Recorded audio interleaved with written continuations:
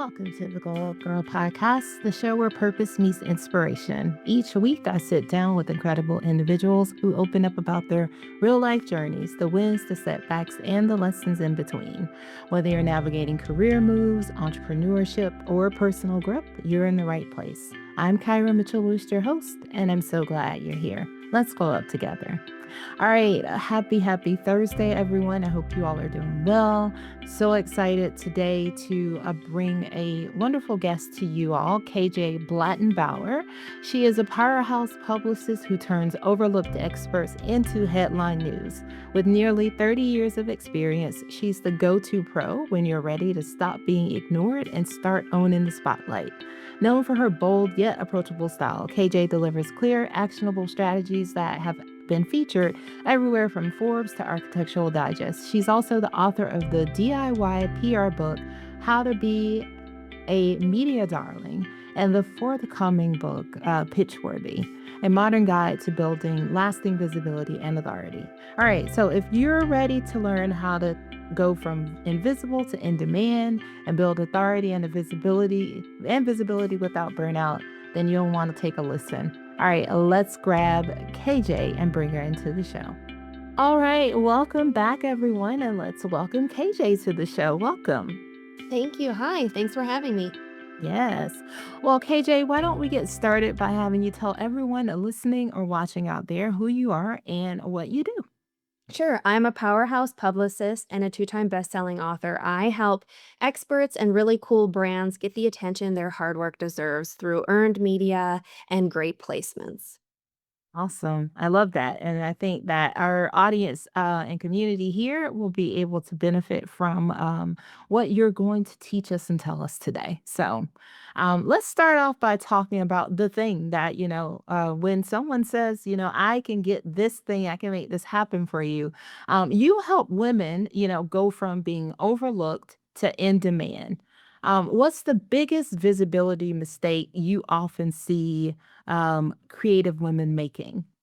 Well, I think there's two really big ones and they compete all the time. And the first one is they wait. They literally are Mm. afraid of being visible. They think that they're don't have enough following, their business isn't far enough along, they're not famous enough. They think they have to hire a big expensive publicist or an agency. Um, Public relations is not an afterthought. It's not a luxury to add to your business. Outside of learning how to use the systems and maybe paying to pick someone's brain for a little bit, every PR tool is free. It should be top of funnel. It should be the first thing you start doing when you have a business idea, you have a side hustle, you're trying to figure out if your social media handles match your URL. Public relations and how to promote your business, you can't wait on it because truly, no matter what you have, if you want to fund an app, if you want to have a restaurant, if you have an online boutique, if you're selling a service or writing a book, no one can buy from you. They can't support you if they don't know you exist or how to support you. And public relations closes that gap. So waiting is, I think, one of the biggest mistakes. I think the other mistake is confusing. Well, they're not clear on their messaging, right? If you can't clearly speak to your ideal audience in a way that they understand in 30 seconds or less, you have lost them. You are talking to everyone, which means you're talking to no one. You're not selling anything. I can't buy from you if I don't know what you offer me. And so it doesn't matter how much visibility, how much press you get. If you're not clearly communicating, you're just spreading mess and noise out there. You're not Mhm. attracting the right people. So waiting too long is a huge mistake, or waiting at all, hiding away, which we're all guilty of. And then I think also just not being clear on your messaging. Mhm, mhm. I mean, so you said 2 incredibly important things. And I think the first thing is, like, you are absolutely correct when you say that, women often wait because, like everything you said. I mean, I'm guilty of that myself or have been, where it's like, "Oh, well, yeah, I don't have, like, this big following," like, because I can remember even when I first started this show, like, I would, be like, "Well, I don't know, like, I'm not getting that many listeners in the beginning, but but if but sticking with it and continuing to like just show up, and Mhm. show up for the my business and the podcast, is the thing that, got more visibility, more eyes, more people wanting to come, and be a part of this show. And but I think that happens so often. And then, like you mentioned, the storytelling of it all, because I mean, I can hear when you talk to a lot of people and you're like, but what is the thing? And like you can kind of clearly, like I would say anything to anyone, like if you were going to spend money in somewhere to start, like make sure you got that narrative, like that story, like clarify like the audience, but what are the pain points and how do you speak to those versus just trying to be all things to all people. Right, right. And it doesn't matter what industry you're in. You can be in the most oversaturated industry. You can have competitors spending tons of money on real ads, digital ads, owning Mhm. social media, having all the influencers. But if you step in there and you clearly communicate to your people, the ones that are truly going to buy that can benefit from your product or service, you're going to rise to the top every single time because there is so much noise out there, so much noise. And so many people are not clearly communicating. And you see it all the time. A little beverage startup all of a sudden takes over the beverage section, right? A skincare Mhm. line you've never heard of, all of a sudden, everywhere and everyone's buying it, sells out. And it doesn't, it's not like Rihanna is backing all of these things, right? Like it helps if you're a Right. Yeah. celebrity that moves you to the front of the line. But for normal people like me or you, a Mhm. very clear messaging is going to set you apart. It is going to make you be the one people gravitate to because they're finally understand, like, "Oh, this person can help me. Oh, this is Mhm. what I've been looking for." And then they tell Mhm. a friend, and they tell a friend, and you're off to Mhm. the races. Yeah. Now I know that you have a framework that you work with women who struggle to talk about like their work with confidence, because I think that's another thing, right? And not being able to clearly define our narrative is why we don't show up with the confidence when we begin to tell those stories. So what type of framework do you apply to help people sort of introduce themselves clearly? Yeah, I call it my Pitchworthy framework, and it's not revolutionary. It is, when you dial it back, basic common sense. You can't speak to everyone, but you also need to know what you want to do. So the first thing I do with every single client, whether they're just starting out or they've been in business for forever, is I sit down and I ask them, "What do you want to be known for?" Like truly, what do you want to be known for? Even if it isn't relating to your product or service, because I can't help you till I know what you want to be known for. And a lot of times people aren't clear about what they want to be known for. Like they have a skincare brand, but they want to be famous. These are two very different roads, Yeah. right? So you Mhm. have to pick, what do you want to be known for? Then we get clear on their messaging. And once we're clear on their messaging, we make sure that their house is clean. Like we get their foundation in order. How you talk about yourself on your social media, how you talk about yourself on your website, on third-party sites, when you appear in media like this, when you're talking with people at networking, it all has to be the same. The same with your visuals, the same with your branding. People want to work with people they like, know, and trust. It takes so many touches for people to get to that comfort level with you. Closing Mhm. the gap by when someone Googles you and they see everything the same and they know, "Oh, this is who that person is. Oh, yep, this confirms it. Oh, over here, it's also the same thing." It helps knock Mhm. those touches down from like 18 to like 5. It makes people know you. It makes them like you. It makes them realize what it would be like to work with you or use Mhm. your services or products. And so knowing what you want to be known for, getting your house in order. And then the third thing, what's the audience that's going to help you become known for what you want to be known for? We only look at that audience. Yes, I can do PR for everyone. I choose to do PR for female founders because I think they can benefit from it the most, and they're the most afraid to use it. We're taught as women to be seen and not heard, or to do a really good job and our work will speak for itself. And that's sadly not true. You have to promote it. But first, you need to know who you're promoting it to. And once we know who the target audience is, it's identifying, what are they reading? What are they watching? What are they listening to? Because a lot of times people are spending hours, thousands of dollars on social media, pouring all their time, energy, and effort in there. Their people aren't there. The people that are buying, maybe the vanity metrics of some likes and some shares, those are there, Mhm. but not people making purchases. I know for a fact when I put the book out, it's female founders. They're not reading Entrepreneur. They want to be on Entrepreneur's cover. They're not reading it. They don't have time Mhm. to watch the local news. They're busy in their business or busy raising family or busy doing all the above, right? But what they Mhm. can do is they can multitask. They're listening to podcasts like this one for inspiration, for lessons, to learn something about someone so they don't make the same very expensive mistake. And so my book Mhm. strategy, it wasn't to be everywhere. It wasn't to post a million times on social media and hope I go viral. It was to show up on fierce female inspirational podcasts that spoke to my target audience. And it helped not only generate a lot of business leading up to my book launch, it helped my first book be a bestseller in the first day. It helped the second book, the workbook, within 2 weeks, it was a bestseller in 25 minutes. So that finding your people and speaking clearly to them, that's what makes the difference between a business that's going nowhere and is completely unknown and a business that's taking off to icon status. Mhm. Awesome. I love that. But, one thing you said that I really appreciate is that understand like what you want from the process, right? Because as you mentioned, like you want to be famous and you want your skincare line. And you have to like sort of like, you have to figure out like what's more important to you. Is it that you become a brand and you're well known? And then maybe down the road, you release a skincare line because you now have your personal brand that people enjoy and find authentic connection with. But it is hard, and I think a lot of times with the women, and I say this everyone listening watching because I am guilty of it, so I speak about no one else other than my own trials. But I think what happens is we'll have a whole bunch of things, and we're like you said, we're trying to do a lot of things. We got a lot of businesses. Oh, I got this business and I got this business, and then you're like trying to figure out like how to weave those. I think the struggle is like finding that one connection point to like all the things, but also then realizing, like you mentioned, like you can't go on a podcast and really be successful talking about like four businesses Mhm. because people will be confused and they won't really grasp on nothing will stick because they've heard too much.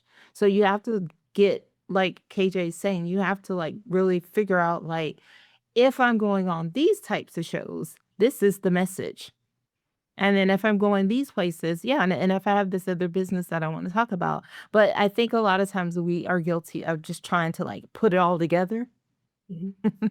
100%. And I think, there is nothing wrong with being multi-passionate. There is nothing wrong with having your hands in all of the cookie jars. I am very guilty of that too.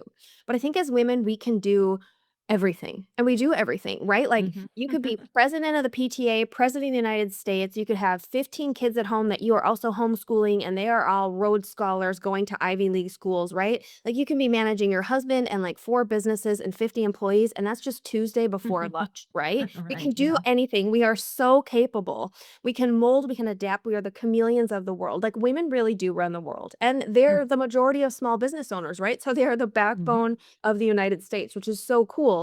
At the same time, we do ourselves a disservice because we're so busy serving other people. We never take even an hour to sit and quietly be like, okay, but what do I really want out of life? What makes me what does success look like to me? Not what it looks like on Instagram, not what it looks like to my best friend. Like what would be my ideal day? What would be my Mhm. ideal thing? What would light me up every single day? And I think if you take the time, and I am totally guilty of this too, right? I think if you take the time and be like, what's my big, scary, audacious goal that I want to do? And Mhm. if you say it out loud, if you write it down in your journal, if you share it with your one safe best friend, you'll start working towards that, but you have to know what that thing is, and everything builds from there. There is nothing wrong with wanting to be famous and having a skincare line, but you need to decide, does the skincare line come first, then I sell it and I'm Mhm. famous? Or am I famous and that promotes the skincare line, right? Right. Do I have 5 businesses? And yes, here I talk about this one, here I talk about that one, here I talk about that one, but you have to have the overarching umbrella about how they all work together to lift yourself up. Otherwise, you're just a person scattered every single where. And then you're back on the same problem. Like you're talking to everyone, which means you're talking to no one. When if you really have Mhm. those 5 businesses, you could be trapping people in your ecosystem, and the same 20 people could be your best customers. Because at the end of the Mhm. day, it's not follower count and numbers and all the traffic coming in.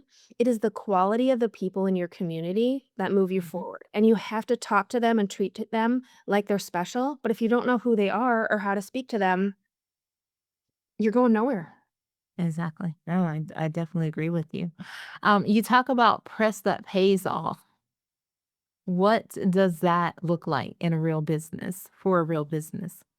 Well, I mean, one, I think it's just in the name itself, right? Mhm, Like, if I'm gonna go out and do publicity, there has to be a return on investment for me. mhm, An exchange mhm, of my time, an exchange of my expertise. I wanna make some sales from that. I wanna have inquiries, I wanna have clients, I wanna sell some products, I wanna sell some books, something of that nature, and it can be mhm, different depending on what the outlet is. There are visibility for the sake of visibility, being here, there, everywhere, it's just noise. If my messaging isn't clear, if it's not converting people, I'm just spreading more noise out there. So I'm running myself ragged, appearing in places, sharing knowledge, and not having in a way to convert that doesn't move business forward or me forward or grow anything that I'm working on. But when I'm mhm, strategic about who I'm talking to, where I appear, and the information I'm giving them, that's gonna draw people into my world. They're gonna learn how to work with me, they're gonna learn how I think, they're gonna be like, "Oh, she can really help me," and then they're gonna be able to click a link, and I'm gonna be able to really help them. That mhm. is press that pays. There's press for vanity's sake, and look, every once in a while, I'm gonna throw myself one of those things. Do I wanna be on the cover of Time magazine? Yeah, you do, and you're gonna see me there one day. It's not gonna move my business forward, but it is gonna make me very, very, very happy. So I think that there's press for vanity's sake, and there's nothing wrong with it. But you also, if you want to move your business forward, need to focus on press that's going to pay you.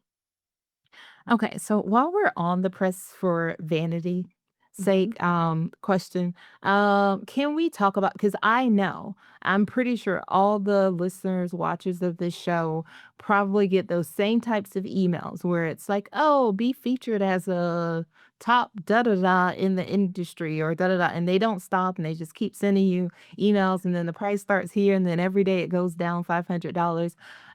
Because for me, I'm like, but no to that. But I do see a lot of people who take advantage of that. What are your thoughts on those type of like inquiries?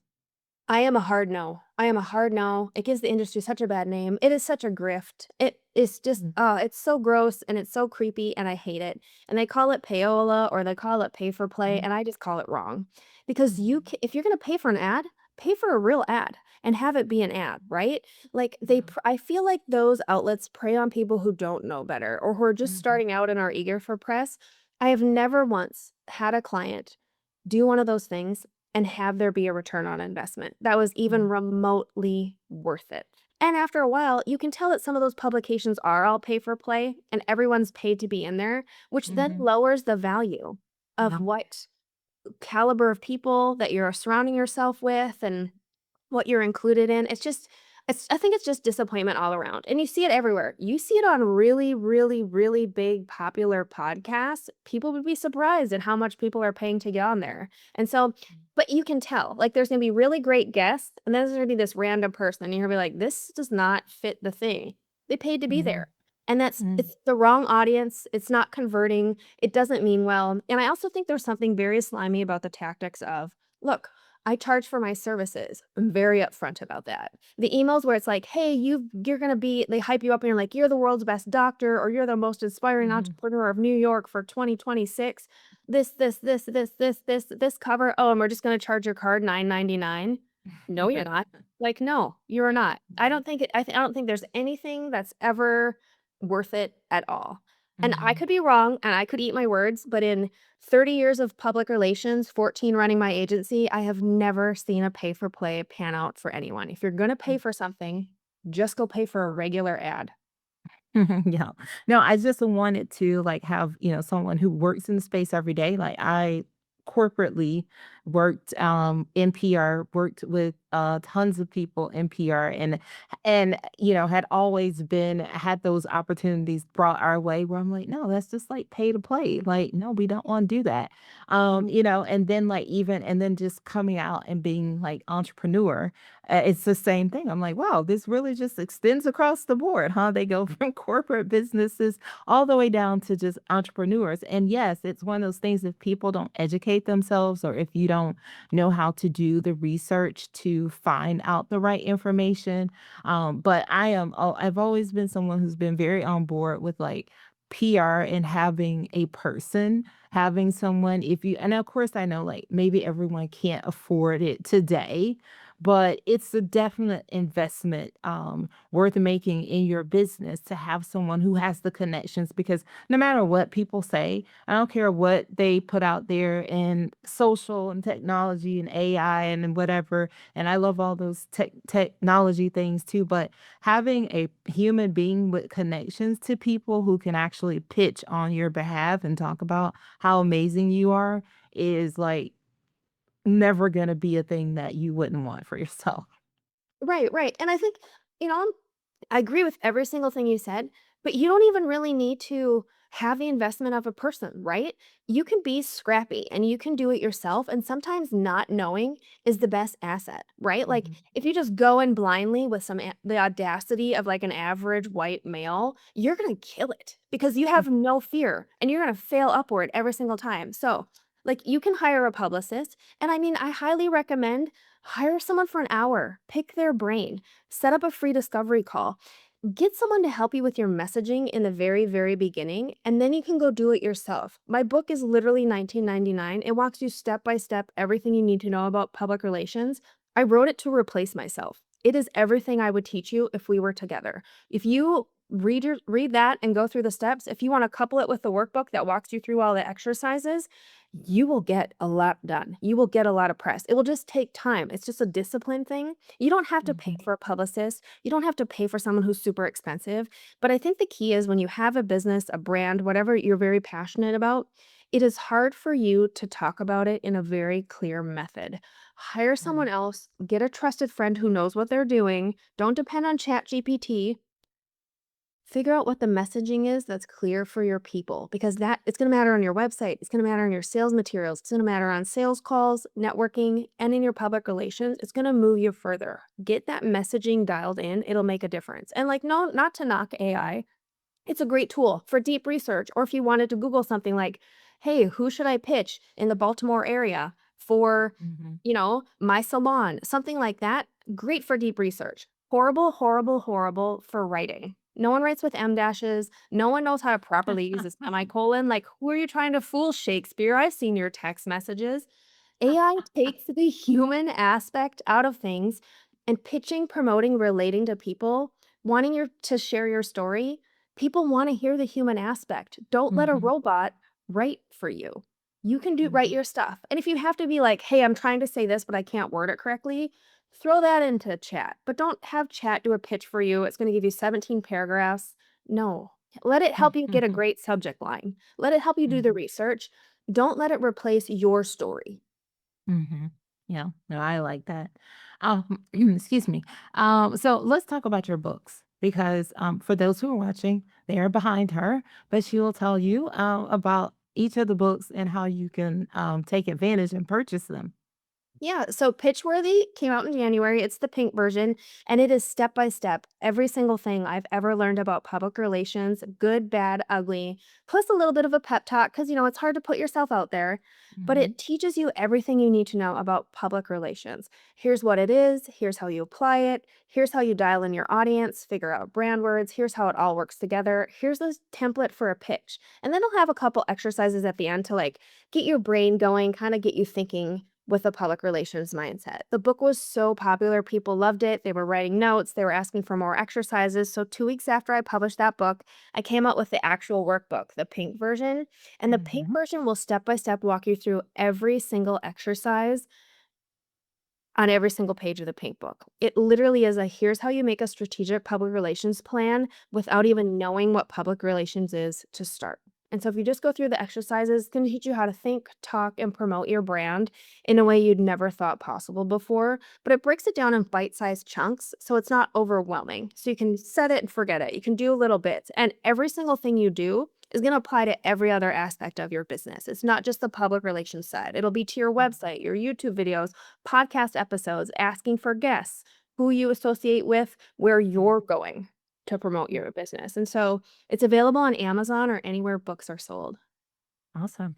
Now, KJ, in the nearly 30 years that you've been here, what's a moment that shaped how you lead your business today?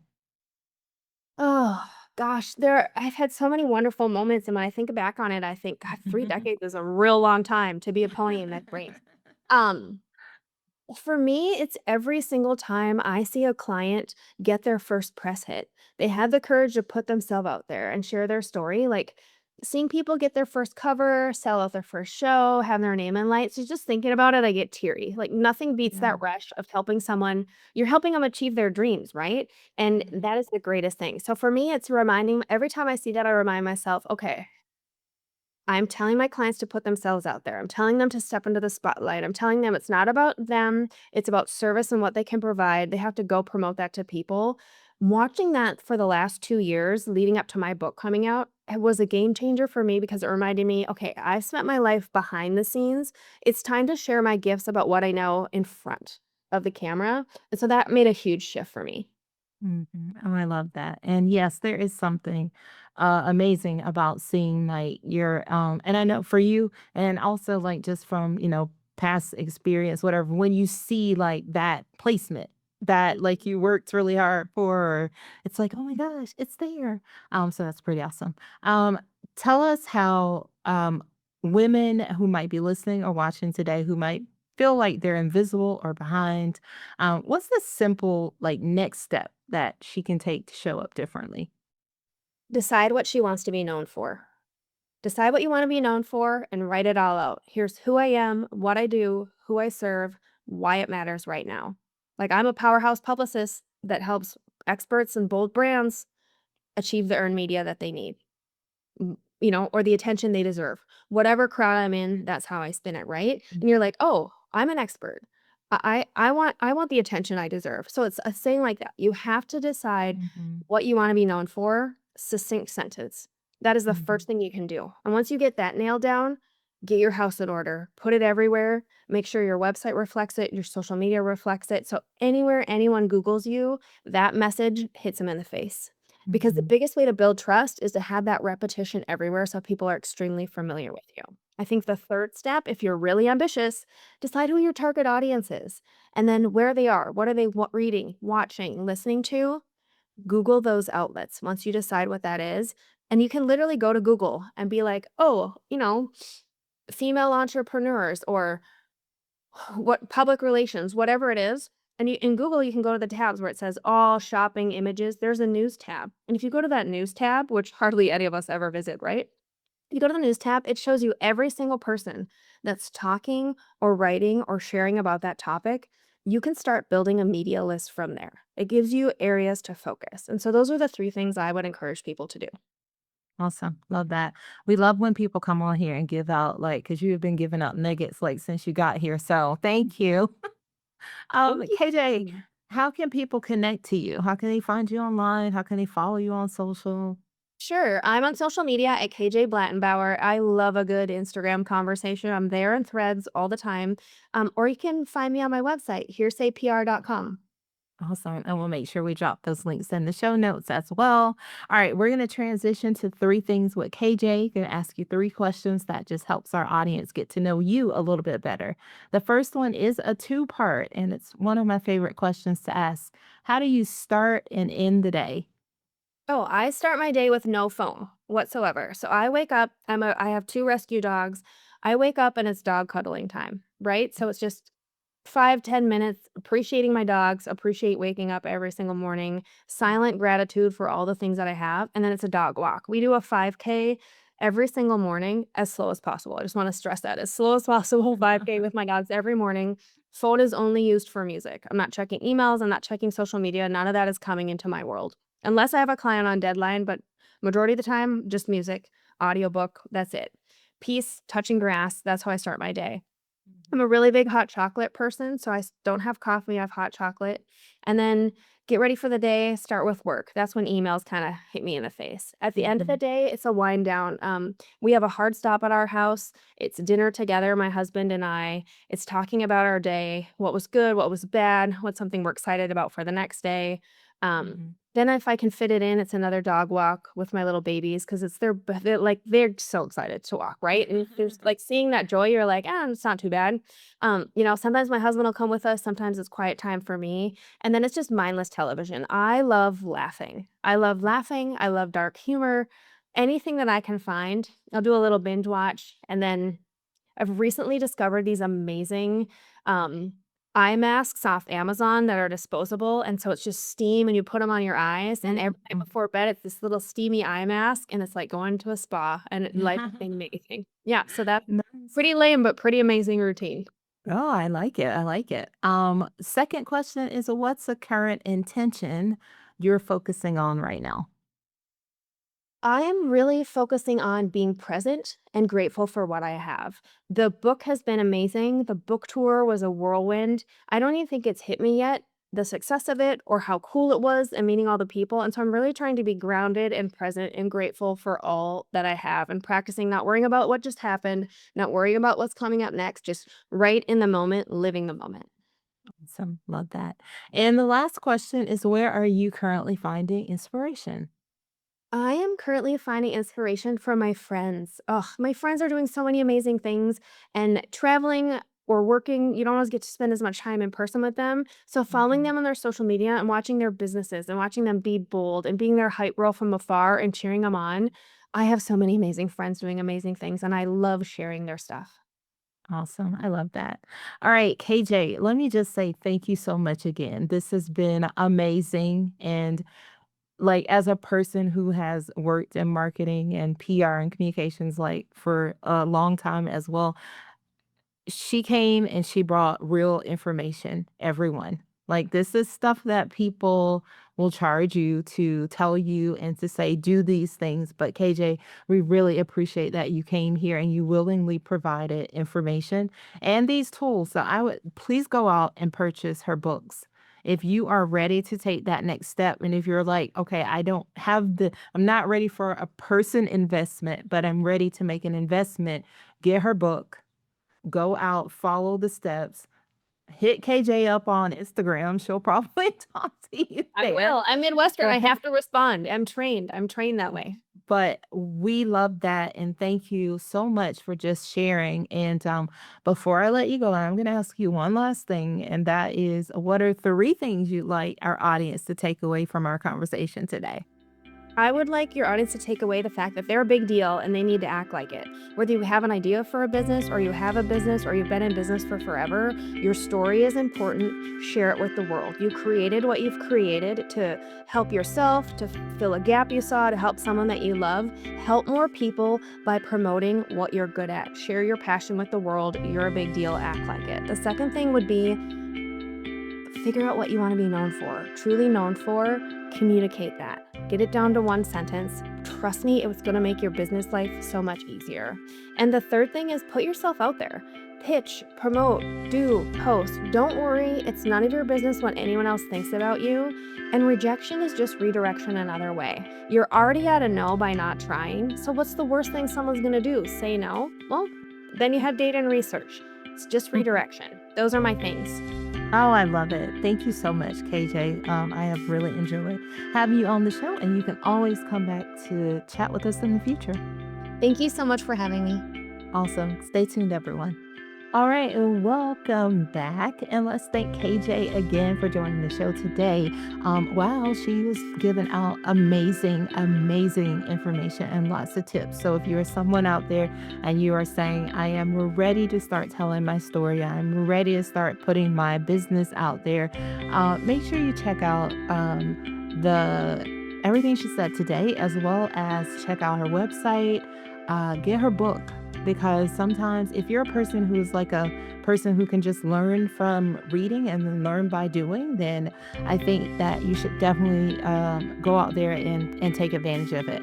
Also, make sure you reach out to her and connect on Instagram. Looks like she'll answer you there as well. All right, if you want to learn more about Glow Up Girl, make sure you visit our site, glowupgirl.com, and sign up for our newsletter to get tools, insights, and inspiration for your glow up journey. Also, be sure, if you haven't, to subscribe to our YouTube channel. If you are listening and you want to watch this, head over there. And wherever you're listening, don't forget to rate, review, and share. It helps more women like you find the show. And if you're sharing anything from us on social, make sure you tag us as well. All right. I think that's everything, my friends. If you're a brand or business, you're looking to partner with this community, make sure you send me an email at hello@glowupgirl.com. or you can send a DM on Instagram as well. All right, I think that's everything for today. I want to thank you all so much for your support. As always, thank you for supporting the show, for taking time out of your schedule. I know there's a lot of stuff out there to watch, to listen to. I say that as a person who's always like overwhelmed with things to catch up on, shows, podcasts, all that stuff. But I just want to say I'm so appreciative for those of you who take time out of your schedule to listen in each week on the show. Or even if you're a binger, like if you're a person who waits until we've got a bunch of episodes and you like come in and binge. Or if you're someone that's new here and you just discovered us, welcome. All right, so I just want to say thank you again, and I will see you all next week. So until then, stay focused, fab, and glow up. Take care, everyone.